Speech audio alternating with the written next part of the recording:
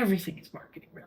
It's kind of like everybody's in sales. Yeah. Marketing is storytelling. It is. It's and the public relations side of that is, nowadays there's paid, earned, and owned media. Mm-hmm. The paid media is your advertising. Advertorials might be paid advertising. Earned media is the public relations, the old pitch a story to the newspaper, get a feature, get something on evening news. And then your owned media. That's like your podcast. Mm-hmm. It's owned for a company with Delta Dental Tennessee, which is where I work now. It's our website. It's our social channels. We're doing a lot more owned media because the earned media opportunities are fewer and fewer. Welcome to the Yeah But podcast, where leaders transform excuses into breakthroughs. I'm Marc Wolfe, host and author of Yeah But. I interview New York Times bestselling authors, human rights activists, former CIA director, and everyone in between. Our guests share how they overcome doubts like I'm not ready to yeah, but I don't have time. Join us to learn how you can do the same. Missy Acosta, welcome to the Yeah But podcast. Thank you. How are you, Mark? I'm doing great, and I'm so glad you're here because I don't think everybody knows you yet, but we're going to give them a chance to know you. So tell us two things about you personally, two things professionally, and why it would matter to our audience. I am celebrating 25th anniversary this year. I'm married to my husband, and my daughter. The other personal thing is I'm a dance mom. So I have a completely different life that I lead with my daughter. She's 16, a competitive dancer out there. Wow. On the professional side, I've been doing marketing in some form or another since I was in high school. I started doing publicity for a little youth network that I was a part of, a youth organization, which was part of Oasis Center, which for those here in Nashville might be familiar with Oasis. Started doing that. I wanted to be in the music business, so I did that for about 10 years. I went to the agency side for a few years, and now here I am with Delta Dental. So I'm really on my third career. All in marketing. All in marketing. Really kind of started with publicity, public relations, and then just grew. I would say around the late 90s, you started hearing the phrase integrated marketing communications. Mm-hmm. Everything is marketing, really. It's kind of like everybody's in sales. Yeah. Marketing is storytelling. It is. It's and the public relations side of that is, nowadays there's paid, earned, and owned media. Mm-hmm. The paid media is your advertising. Advertorials might be paid advertising. Earned media is the public relations, the old pitch a story to the newspaper, get a feature, get something on evening news, and then your owned media. Mm-hmm. That's like your podcast. Mm-hmm. It's owned for a company with Delta Dental Tennessee, which is where I work now. It's our website. It's our social channels. We're doing a lot more owned media because the earned media opportunities are fewer and fewer. So knowing that you're a parent and a dance mom, and now, which always makes me think of that show because I had daughters, and I was like, trust me, there are some things, some aspects that it's like that. Okay, hopefully, yeah, we're in a healthy environment. Okay, and then so tell me, why your story, as you're a storyteller, why it would be compelling to our audience to hear about your journey and how you overcome yeah buts. I think I am a passionate person. Mm-hmm. I find causes that I become very passionate about. I'm very passionate about Delta Dental of Tennessee. Mm-hmm. I love what I do. I love my job. I believe that what we do is offer a service, dental insurance and vision insurance, that is valuable for people who need it.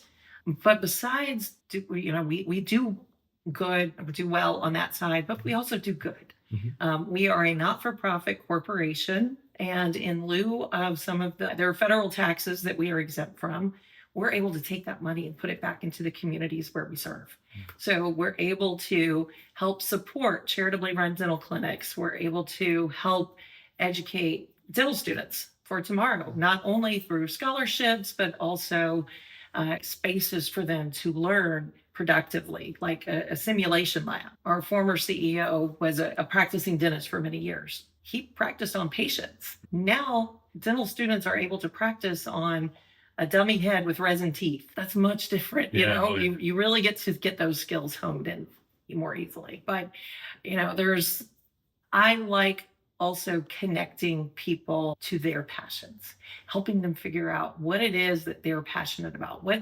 How does their company to relate to something else like a charity? If they want to go into cause marketing, how do you find that alignment?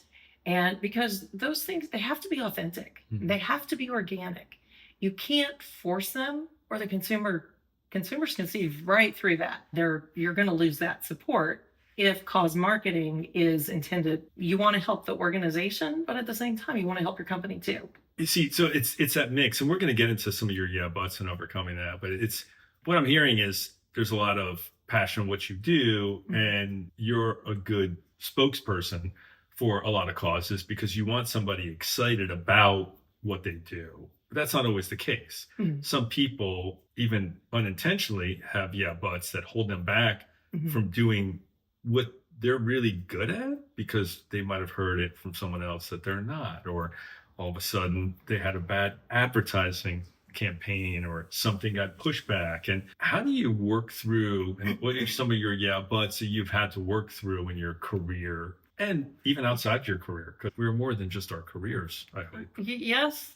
And I leader in my organization that I might be throwing out an idea and other people might be thinking that's what we have to do. So they take that ball and run with it. And I'm like, well, that wasn't fully baked yet.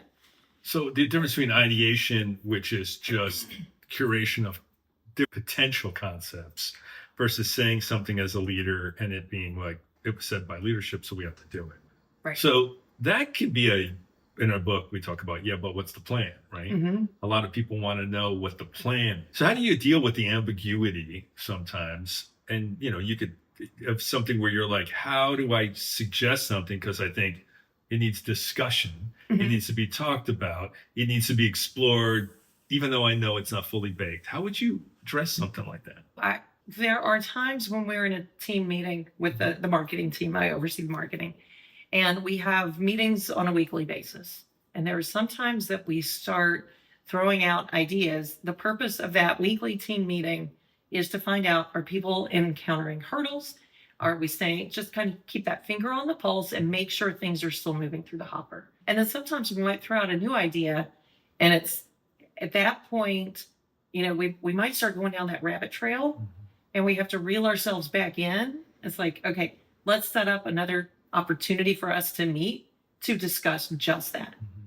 Because ideation mm-hmm. deserves, yeah. And at the same time, these meetings, when we try to keep the meetings less than an hour, mm-hmm. and we want to make sure that we're staying on track to right. discuss everything we need to discuss in that moment. Right. So yeah, ideation, and plus when you're in a tactical meeting and you're in that, for me, I call it admin mode. When I'm going through that, it's hard to start thinking creative. Right. But for an ideation meeting, you want to be in that mindset walking in. Well, it's good that you recognize that because I think a lot of leaders don't. So they shut down any ideation, but it never gets to be able to be propagated or thought about later. And one of the things that I work with a lot of executives is that there's meetings specifically set in advance. So people don't even bring up that because it won't get its full focus, because there's always going to be people in a meeting that are myopically focused on the tasks at hand, mm-hmm. want it to be 59 minutes and then never go even hit that 60th minute. And then there's other people who are like, we're just going to talk this out until it's done, right? And you have all these people in a meeting. Mm-hmm. So part of that's culture of an organization, part of it but it's interesting how different organizations deal with that. Mm-hmm. Now imagine someone's in a meeting, their idea, maybe they're new to the organization or their personality is such where they don't like to get shut down. That could create a yeah but where forevermore they're like, I can't say anything in this company because mm-hmm. I got shut down. And that's why I think it's so important as leaders that we don't let that happen. We encourage people to speak up. In 2020, I was chair of the Business Conditions Council for the Chamber of Commerce. And on that call, we had non-competing executives. We're all facing the same thing. Mm-hmm. The city is shut down. What the heck are we doing now? And I had never really done Zoom calls at all. Mm-hmm. And so now I'm sharing these calls. I'm facilitating the dialogue with thumbnails of everybody. And that's where I really learned to start reading body language. You might, for a Zoom call, you might see them pop off the microphone or pop it on, and they want to say something. But sometimes you notice that they move in a certain way. I really learned a lot. We were doing 2-hour calls on a weekly basis in March of 2020, April, and it was some intense times. But I was able to start recognizing, so I would call people out, and not in an intimidating way. It was, I could tell they had something to say, and I wanted to give them the floor to say it. And those calls were very essential, helping our city come back to life after 2020. And that's the vision, right? So I call that giving people a voice, right? Mm-hmm. So you reading what's going on, and because there's so many people with different personalities, they react differently. And in the South, as a Northerner who's moved to the South, we have a different way of expressing ourselves. Really, it's opinion. Sometimes we feel it's fact, and you need to hear what's going on. And here, there's a different decorum. Yes. And it's interesting that somebody that has a great idea wouldn't really share sometimes because they're, oh, this isn't the right format. Look who I'm here. Look at my peers. Imposter syndrome of, I can't believe I'm even on this call. So there's so many yeah buts we see. That's why I wrote this book, because I was like, the more you see it, the more you're like, there's a generation of people that are, I'm a big fan of millennials because I'm watching the ones that are getting ahead are the ones that are driven, listening, don't like the label, and then don't act like the label. And so you look at this and it's like, give people a chance.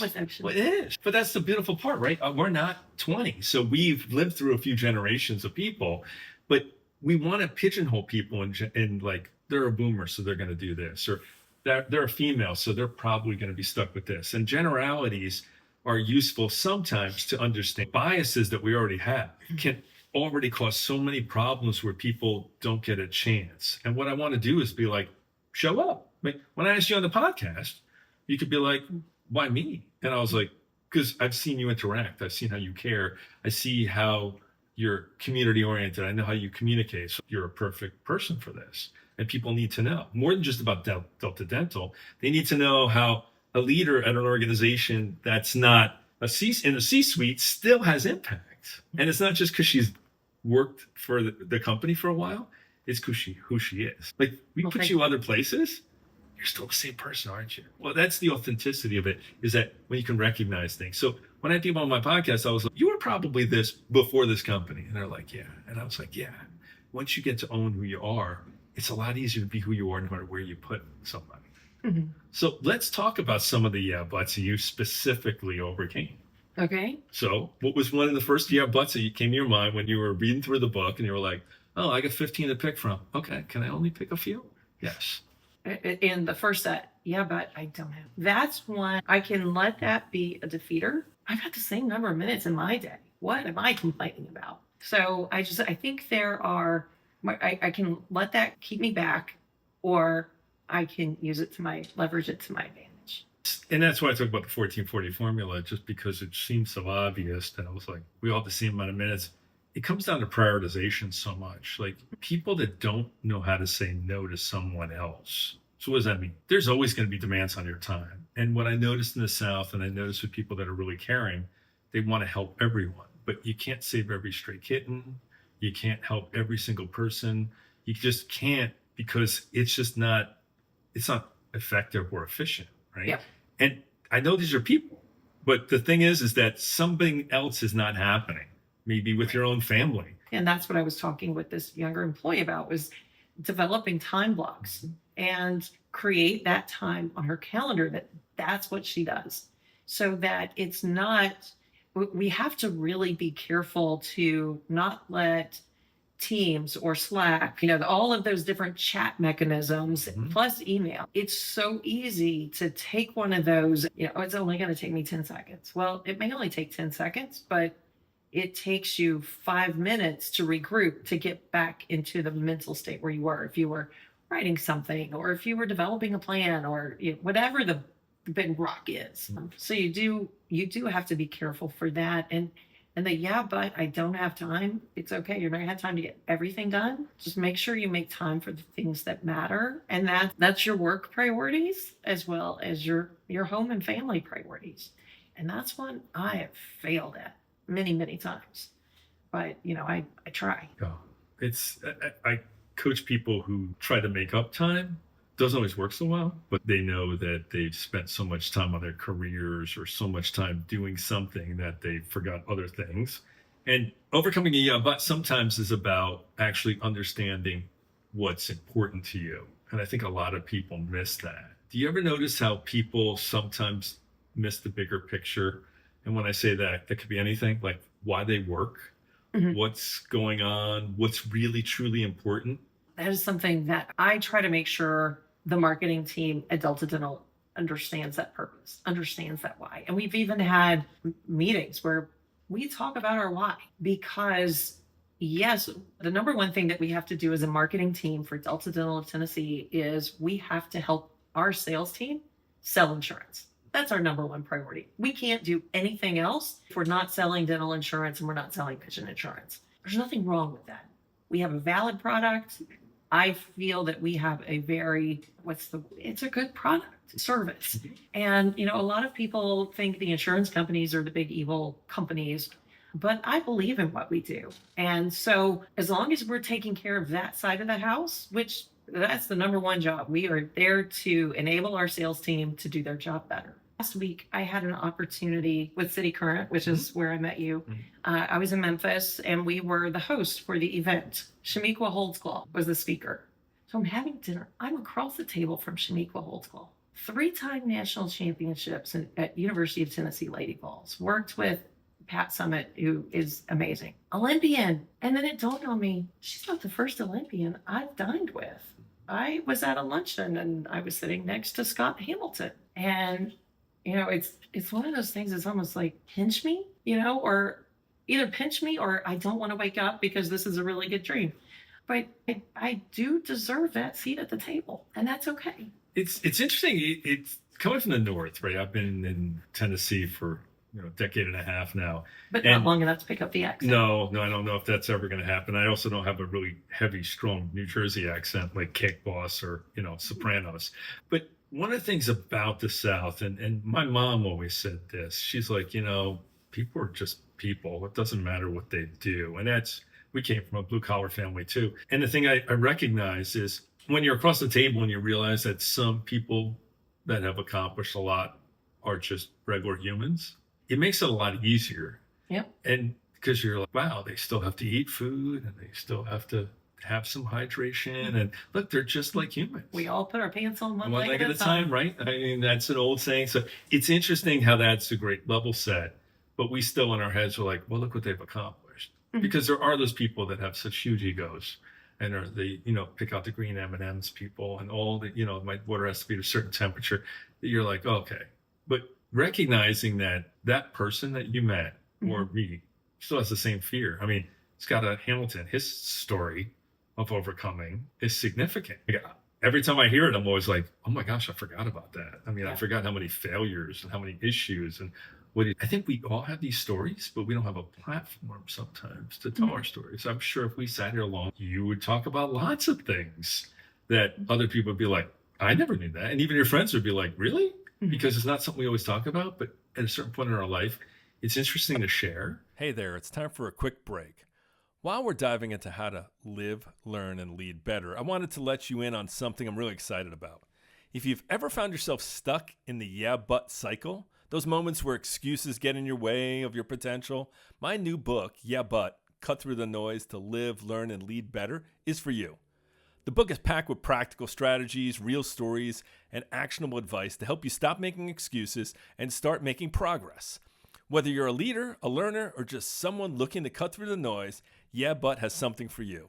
And here's the best part. For a limited time, you can grab a chapter for free. Just head over to my website at www.marcawolfe.com/book to get started. Readers have already said that the perspective and stories guided them to get unstuck and move forward. All right, let's get back to the show and dive into more ways to break through those yeah, but moments. And my dad actually said, you're not going to be able to do this. You can't do this. And that's when I was like, I'll be damned, I don't. And, yes, tears came, but, you're giving a eulogy for your brother. People expect tears to come. That's okay. It was It was understanding that, yes, that will be okay, and just carrying through. And it's when it's people close to you that are telling you you can't do something, it's either going to squash you or make you more determined to get it done. So what did you learn about yourself when that happened? The being told you couldn't do it. What I learned about myself was that I can't let other people defeat me. So, and I can't be defeated by what other people say or what other people feel. That was a promise I made to my brother, and I needed to do it. It's so interesting because I talk about what are other people going to say, and one of the things I talk about is they're already saying things. We have biases from what you have red hair. I mean, there's a bias about people with red hair. They usually have a flaming personality. It's supposed to be like a red signal. So there's just, and sometimes they're innocuous. They're not really intentionally, but there's sometimes people with glasses, right? Or so there's things that already happen where people do that, but it might not be such a big deal. But then there's other things, people like being a female or being from a certain culture or something else, which can be more damaging if people use it as a bias. We can't control what other people think or even what they say. We wish we could. There's a whole generation of people that be like, you can't say things. And this isn't even a political statement, but it's like, people are going to say things. It's how you react to what they say. Exactly. Right? I mean, everyone's going to have an opinion, even your best friends. Sometimes it may be an opinion where, go ahead and do it, but it's ruinous empathy because you really shouldn't. They're just trying to be cheerleaders for you. Right. It'd be better to say, have you really thought that through? And ask a great question. Kind of like early days of American Idol. Sometimes you would see those singers and it's like, oh my gosh, did they not have any friends before they stepped up to that microphone? No, there's good producers that pick people out just like that. See, that's the beauty of this, right? You go and they pick people out there, go like, this will be funny. This will get views. This will be able to do it. Now, understanding that you are going to be a person that might get famous for doing something silly, if you're okay with that. But you're right. People don't always tell you the truth. But if people told you the truth all the time, how would we handle the truth all the time? Were you ready in your 20s to hear it as when you were not in your 20s?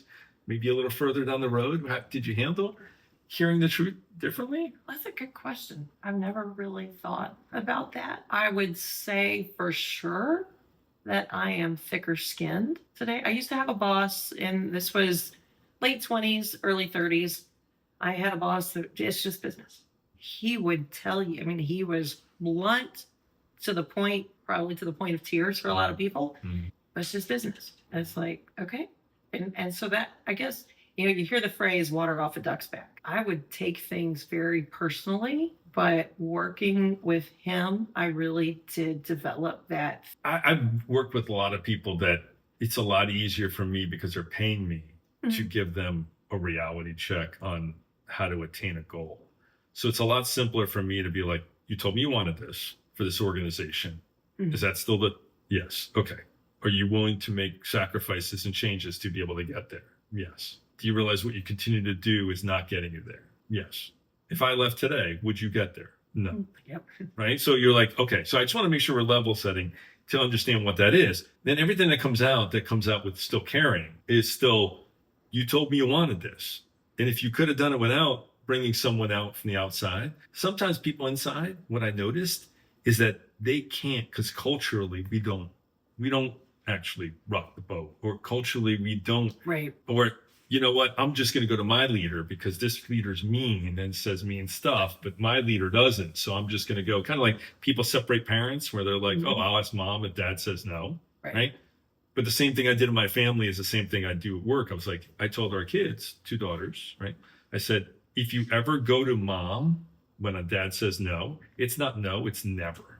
And it stopped it. So that's cultural. That's the way we play. It was like, but it's interesting you say it's because I think if you frame it, growth comes from understanding that there needs to be some kind of change to continue to grow. I can almost guarantee Delta Dental's not the same company as when you started. Oh, absolutely not. Because they would have been left behind. As you're talking about this, when we started, we're very service focused. We are very customer driven.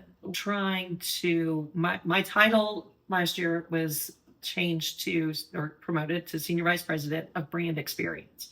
So part of that is working in customer experience. We have so many areas that are silent. Well, that customer experience, it might start with marketing.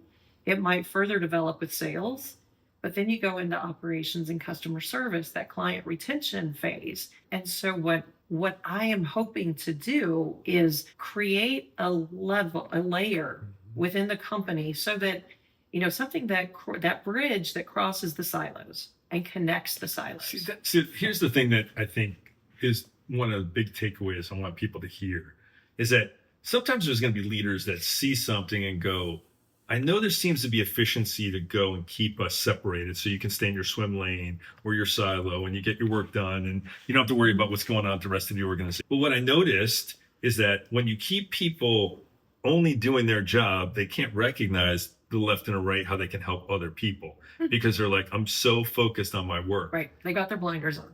And that was done by design at a certain time because they were like, it's just better this way. And then we pivot and we say, you know what? People need to know what's going on in everything. And now we're going to cross train people. We're going to do this. And then all of a sudden they're like, well, they're too diluted. And each leader that runs an organization does things different. Here's the thing that I try to remind people. If you know who you are, no matter what the organization does and changes, you'll still know who you are.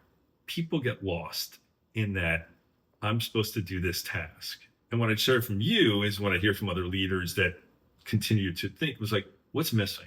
What needs to change? And if I can convince somebody why what they continue to do is not going to work, or it won't work, it'll work to a point, that's when change happens, right? Overcoming that's the way we do it here.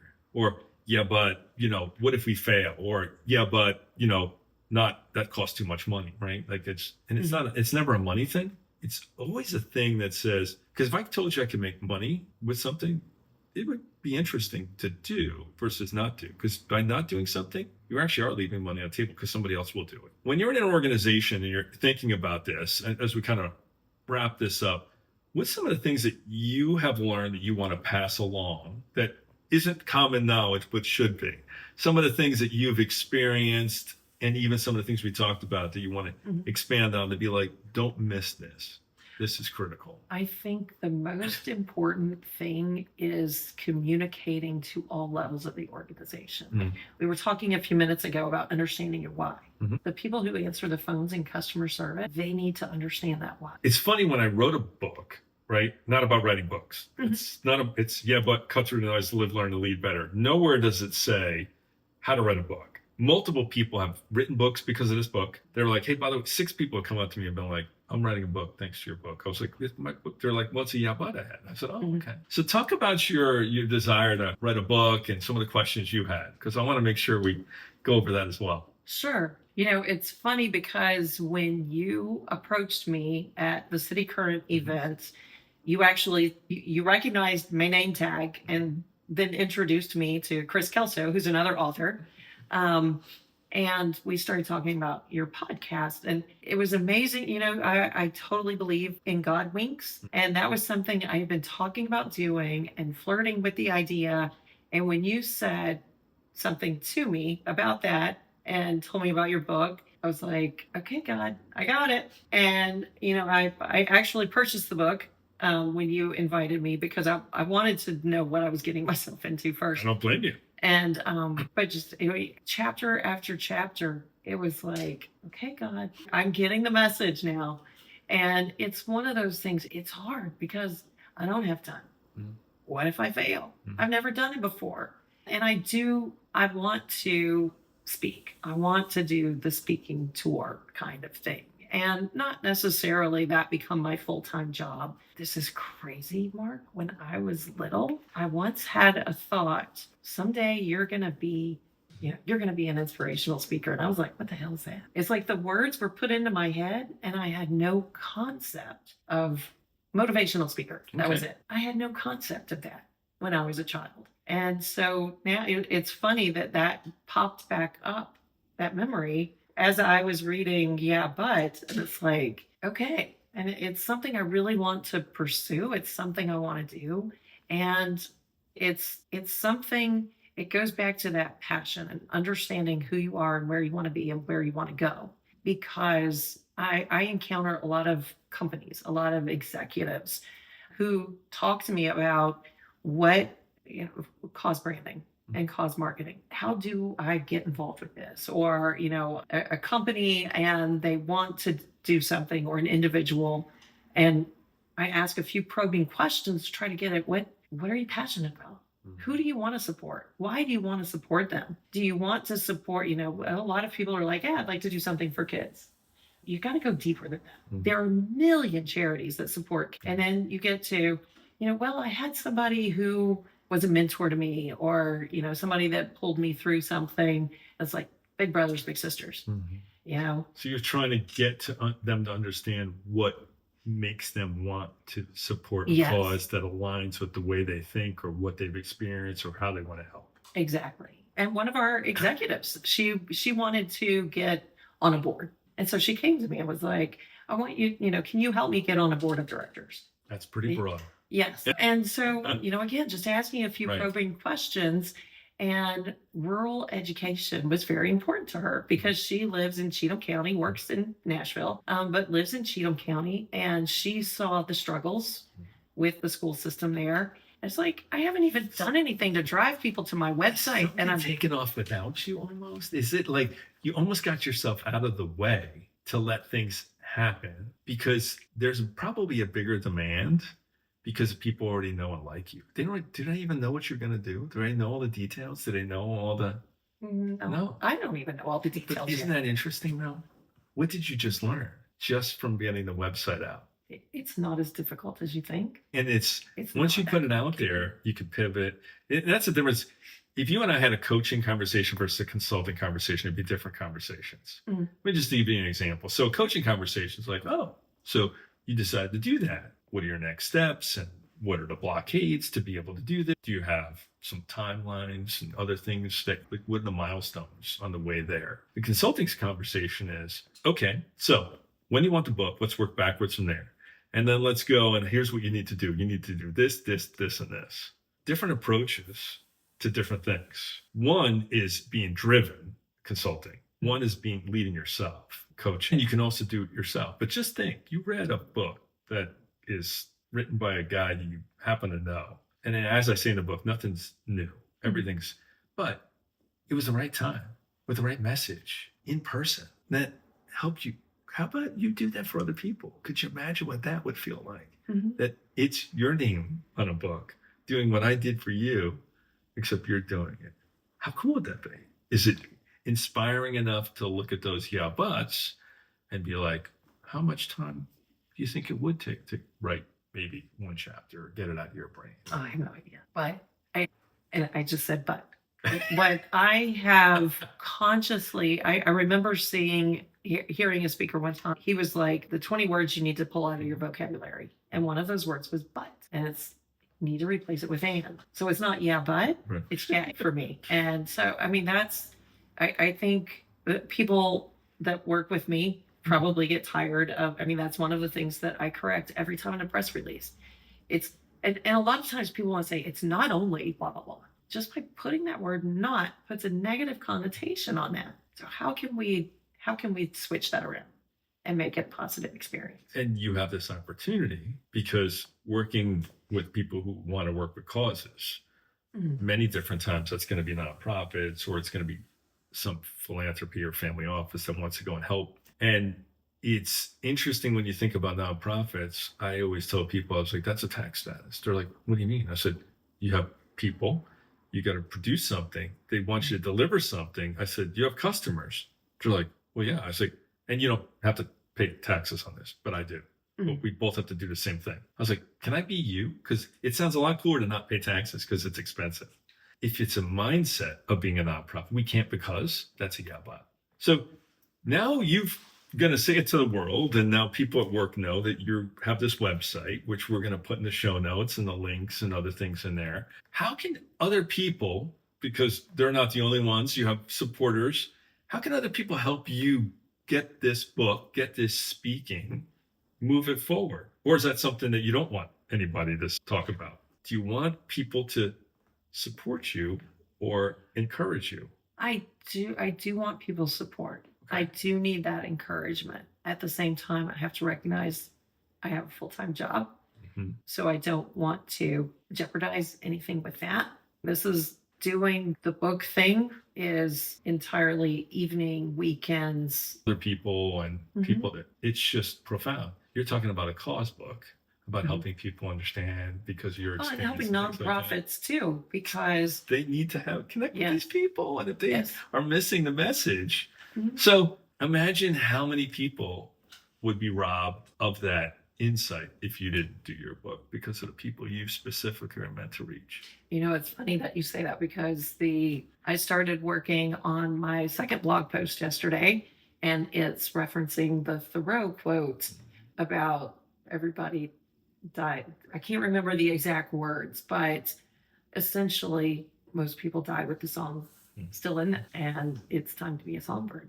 That's a great way to end this segment to think about. I'm thrilled that you were here and wanted to share your story because as we talked about at the top, it's not just about what you do, it's who you interact with.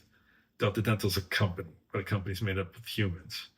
And they have people like you that have these dreams and aspirations that are bigger than just their day job. And they care enough about the people and what's going on. So we're going to put in the show notes ways to contact you, anything you want to put in there that you want people to know about you. But this will be out there and you may start getting a few fans, Missy, that you didn't know were coming. So on both aspects, Delta Dental and your future book. And that's why I want to do the book, so that I can share those things, because you can't necessarily talk to everybody that reaches out, but you can give them something that can help them in their mission, in their ministry, whatever they want to do. Been truly blessed in so many ways in my life. And one of those blessings was meeting you and getting that kick in the butt to actually start putting words on the screen. It's not really on paper. Yeah, that's Thank you. great. You're welcome. I'm thrilled, and you just don't know how people are going to take your work and how it's going to change them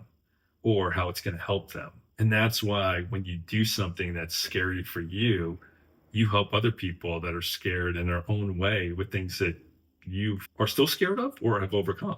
You don't get to choose; they do. So it's pretty cool. I'm excited. Put the ideas out there. That's it. So I'm excited for you. I'm thankful that you were on the podcast. I thank you for being a fan. And I'm looking forward to reading your book and hearing your first motivational speech. Can't wait to be there. Thank you. Thanks. Thank you for listening to the Yeah But podcast. If today's episode provided valuable perspective on how to overcome the excuses that can hold you back, let us know in the comments. Remember, it's not about the yeah buts. It's about finding ways to live, learn, and lead better every day. If you enjoyed this episode, be sure to subscribe, leave a review, and share it with someone who could use a little kick to get past their own yeah buts. And don't forget to follow us on Spotify and Apple Podcasts. And for even more tips, connect with me at marcawolfe.com/podcast. Until next time, keep challenging those excuses and keep moving forward.